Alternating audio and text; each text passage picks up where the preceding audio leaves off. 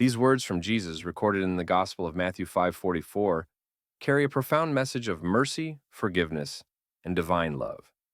To love one's enemy is not a natural instinct, it is a divine calling. In a world filled with conflict, resentment, and vengeance, Jesus challenges us to rise above human emotions and act with compassion. Loving your enemies does not mean approving of evil or tolerating injustice. Rather, it means choosing to see beyond a person's actions and recognizing their humanity, even when they hurt us. It is an invitation to reflect God's grace, the same grace that forgives us in our failures. When we pray for those who persecute us, we are surrendering our pain to God. We are asking Him not only to bring justice, but also to bring transformation to touch the hearts of those who harm and perhaps even change them. Through prayer, we release hatred from our hearts and make space for healing and peace. Jesus Himself modeled this radical love. On the cross, He prayed, "Father, forgive them, for they do not know what they are doing." This ultimate act of mercy showed the depth of divine compassion. To follow Jesus is to love without limits, even when it is hard. It is to become a vessel of peace in a world of bitterness. Let us strive with God's strength to love our enemies and pray for those who cause us harm. For in doing so, we reflect the very heart of God. He looked down. The sand beneath His feet was warm and soft, and beside His own footprints, there was another set. Startled, He turned and saw someone walking beside Him. It was Jesus. There was no thunder or lightning, no heavenly choir, just the calm presence of the Lord. His white robe fluttering slightly in the ocean breeze, His face gentle, familiar, and kind. He looked at the man not with judgment, but with deep understanding, the kind that saw every wound and still loved fully. They began to walk together in silence. The man didn't speak. Neither did the Lord. There was no need. The silence between them was not empty. It was filled with peace. Then the man noticed something unusual. As they walked, scenes began to appear in the sky above the sea. It was like watching his life projected across the horizon. He saw himself as a child chasing kites through fields of wildflowers, his mother's laughter, the day he first learned to swim, the time his father lifted him onto his shoulders at the fair. Each memory was crystal clear, as if no time had passed. And always beneath every scene there were two sets of footprints in the sand. As he walked with the Lord, he saw more of his life, moments of joy and innocence, of friendship and discovery. He saw his first love, the thrill of young romance, and the tears that came when it ended. He saw the day he graduated, full of dreams and possibilities. He saw laughter, family dinners, summer rains, and long drives with the windows down. He noticed that through all of these moments, one thing remained constant: the presence of Jesus beside him. The footprints never wavered, and for a while the man felt peace. He had often wondered if God had ever truly been with him. Now he saw the truth: Jesus had been there all along. But then, the scenes began to shift. The golden hues faded and darkness crept in. Now he saw the moments of pain, the day he lost his job, the night he wept alone, feeling completely forgotten, the funeral of someone he loved dearly, the arguments that left his heart fractured, the betrayal of a friend, the crushing disappointment when life didn't go as planned. And then he saw something that stopped him cold. In those darker scenes and the worst, most painful memories, there was only one set of footprints in the sand, his brow furrowed. He looked again just to be sure.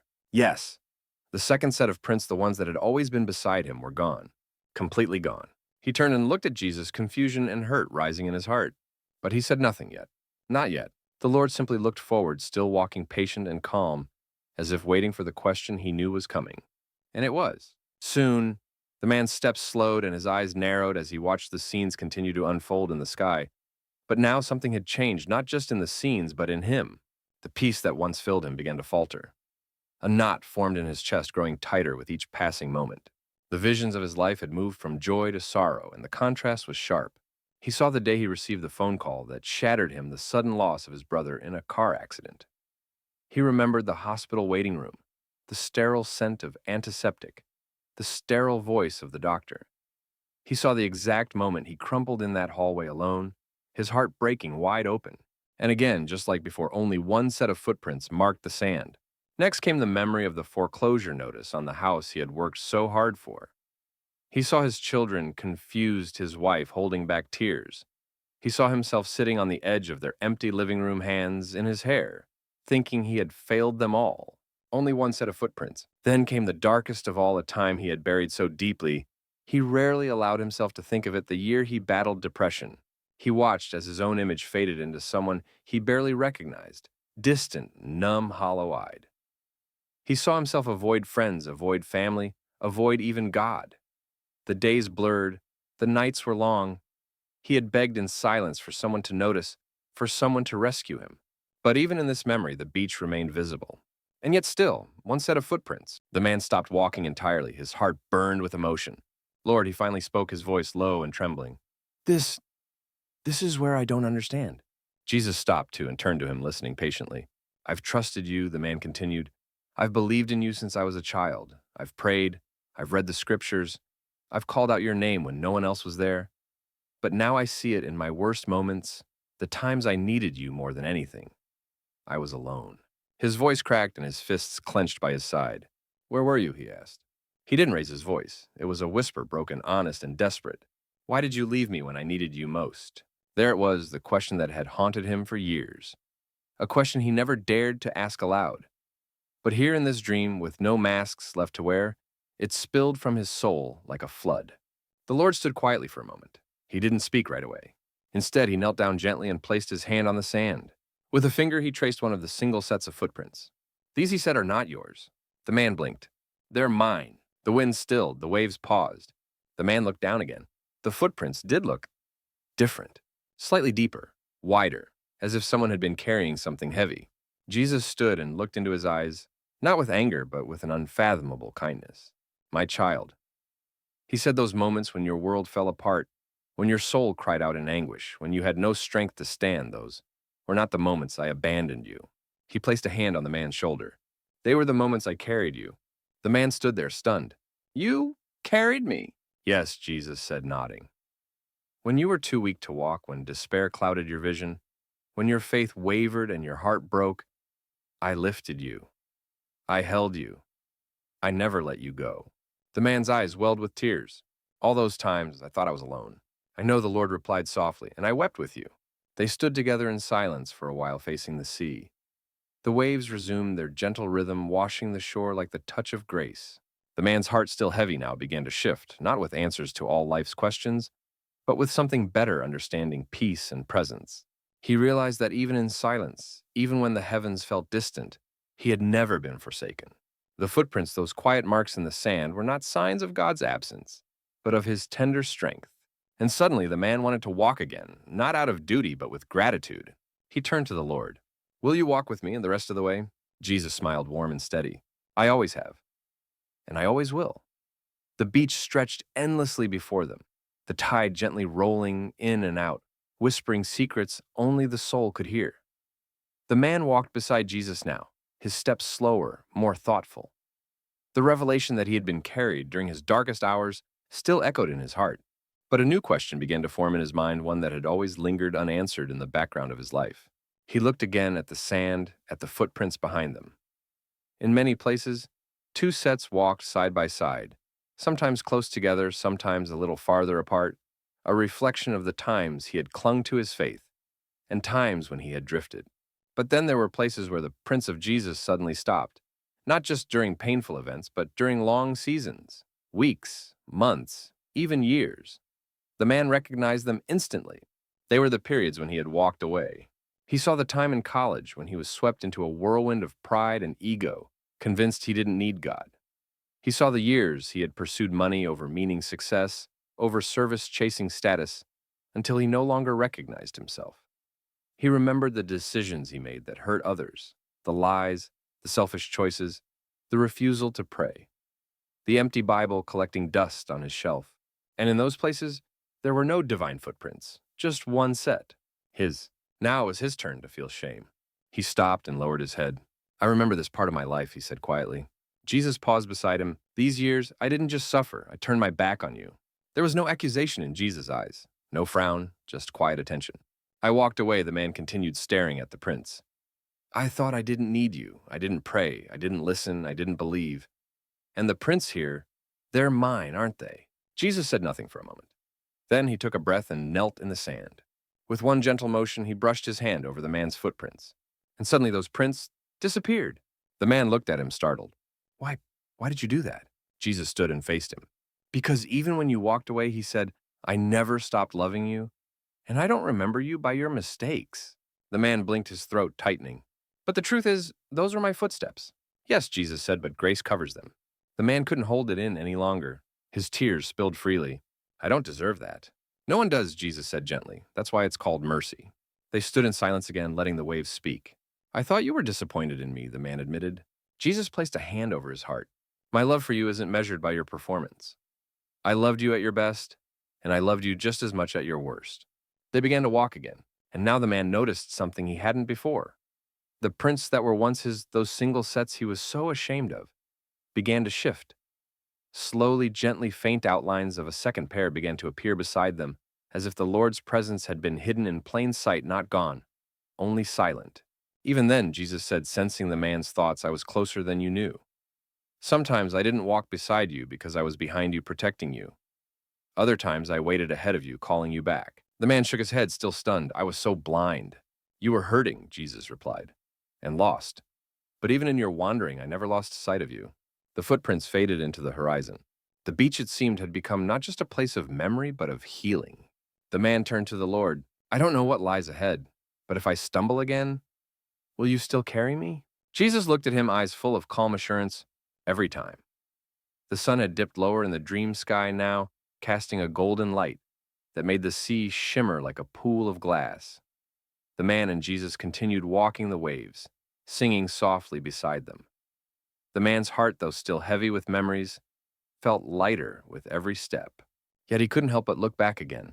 At the line of footprints trailing behind them, the record of his life laid bare in the sand. There was something deeply humbling in seeing it like this. His entire existence, step by step. No secrets, no hiding. Every joy, every regret, every hope and failure captured in footprints. And for the first time, he began to see the prints not just as marks in the sand, but as marks on his soul. He took a deep breath. Lord, he began, his voice gentler now, there's something I still don't understand. Jesus turned his head toward him, listening patiently. I see now that you carried me through the hardest parts of my life, and I'm so grateful, he said. But why did you allow them in the first place? He slowed, then stopped. If you were always with me, if you could carry me, why let me fall at all? Why let pain reach me? Why let me lose people I love? Why didn't you stop the suffering before it began? It was not an accusation this time, not a cry of anger or bitterness. It was the voice of a son speaking to his father, not demanding an explanation, but aching for understanding.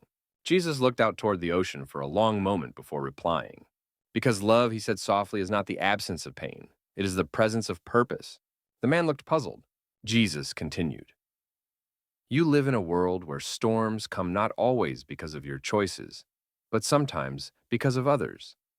Sometimes because of brokenness passed down through generations. And sometimes because it's only through the fire that you discover what cannot be burned. He turned back to the man. I never promised you a life free of trouble. I promised you my presence through it all. The man stood quietly, processing. Jesus went on. You see weakness when you remember the nights you cried. But I see strength because you still breathed. You see failure when you lost your way. I see growth because you returned. You see moments where you wanted to give up. But I see the battle you fought just to keep standing. The man's lips trembled. I didn't know that. You weren't meant to know everything then, Jesus said. But you were never meant to go through it alone either. Then Jesus gently raised his hand. And before the man's eyes, the sky above the ocean shimmered again, this time not with memories, but with glimpses. Glimpses of people he had helped. The friend he encouraged just before they gave up. The stranger who found comfort in his story. The child who looked up to him without ever speaking it. The quiet prayers he once thought were pointless, now revealed as lifelines for others. Every scar had left a mark, not just on him, but on the world. You mean, the man said slowly. Voice full of wonder, my pain wasn't wasted. Never, said Jesus. And then he said something that would remain etched into the man's heart forever. Your wounds may have hurt you, but they helped heal someone else. The man fell to his knees in the sand. For all the times he had felt useless, invisible, broken here, was the truth he had never been forgotten. He had never been without value. Even in his most shattered moments, he was being shaped for something greater. Jesus knelt beside him and whispered, "I am not just the one who walks with you. I am the one who redeems everything." The man wept, but not from sadness. It was the weeping of one who had been found, of one who finally understood, of one whose burdens had been lifted. When he stood again, the ocean breeze felt different. The sky above seemed clearer. The sand no longer felt like a place of sorrow, but sacred ground, the place where he had wrestled with God and been answered not with wrath, but with love. He turned to Jesus. "Thank you," he said, "for not giving up on me." Jesus smiled. "You are mine. I never will." The beach faded softly behind them, and the man found himself standing in a new place, no longer beside peaceful waves, but in a valley of flame. It wasn't a hellish fire, not violent or cruel. It was more like a refining fire, steady, intense, sacred. Around him were the memories of his greatest trials. Not just pain, but pressure. Not just grief, but moments of crushing fear and overwhelming burden. He saw himself as a young father working 2 jobs, coming home, exhausted, unsure if he was doing anything right. He saw the day his wife was diagnosed at the hospital room, the slow recovery, the silent nights he cried so she wouldn't hear. He saw himself burying his face in his hands, consumed by guilt for words he could never take back. He saw himself holding a friend's hand in their final hours, whispering prayers through trembling lips. He saw the nights he screamed at the sky and got no answer. All of it surrounded him, not like ghosts, but like echoes, honest and real. And yet, in the center of that fire, there was Jesus, not watching from afar, not judging, but standing in the flames with him. His robe was not burned, his eyes were not afraid. He walked slowly toward the man, and as he did, the fire bent around him like light, bending around truth itself. "You were here," the man whispered, voice shaking. "I was," said Jesus, "not beyond the fire, in it, with you." The man trembled, but it hurt so much. Jesus nodded gently. "I know, I wept with you." The man lowered his head. "I thought you were testing me." "No," said Jesus, stepping closer. "I was refining you." The fire began to soften. And where flames once rose, the man now saw gold, glowing pure, forged by pain but unmarred by it. Jesus reached out and held the man's hand. "I let no suffering pass through your life without purpose," he said. "You were never alone. You were never abandoned. Every flame that tried to destroy you was used to strengthen you." The man looked into his eyes and saw no condemnation, only eternal love. The dream began to shift again. Now they stood once more on the shoreline. The waves moved in rhythm, soft and steady. The footprints were still there, 2 sets side by side. And in the hardest places, one. The man no longer feared the single set. He understood now what it meant. He had been carried through fire. And more than that, he had been changed by it. They walked in silence again, but it was a different silence. It wasn't the silence of pain or distance. It was the silence of peace. Ahead of them stretched untouched sand, a future unwritten. The man turned to Jesus. "What happens next?" Jesus smiled. "That's for us to walk together." "But I'll still fall," the man said honestly. "I'll still make mistakes. I'll still have moments when I forget everything I've learned here." "I know," Jesus said, "and I'll still carry you." They reached a high point where the beach met a cliff. Jesus pointed back. There in the sand was the story of a life full of twists, turns, scars, and grace. The man saw every step now as holy, not because he had walked perfectly, but because he had never walked alone. Not once. As the dream faded, he heard the Lord's voice one final time. "You are loved. You are carried. You are never alone. Walk on, my child. I am with you always." The man woke. Tears stained his pillow, but his heart was no longer heavy. He rose, opened the window, and felt the morning breeze brush his face. Birds sang. The sun stretched its arms across the sky. The day was new, and so was he. He didn't know what troubles the day would bring. But this he knew. Whether he stood strong or stumbled weak, whether he walked proudly or could not walk at all, he would never walk alone.